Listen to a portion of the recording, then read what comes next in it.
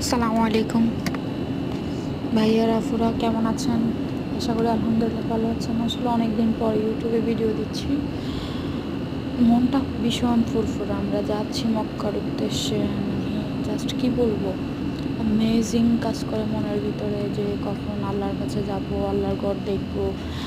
আর মানে কি বলবো, এটার অনুভূতি বোঝানো সম্ভব না আসলে।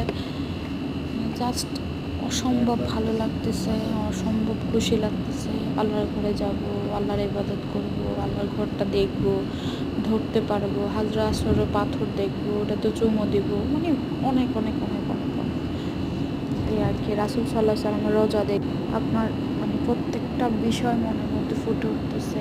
আমরা যাচ্ছি এই আর কি। এটা বাসা থেকে বের হওয়ার রাস্তা, আমরা বের হচ্ছি, বাসা থেকে যাচ্ছি, এই হচ্ছে অবস্থা।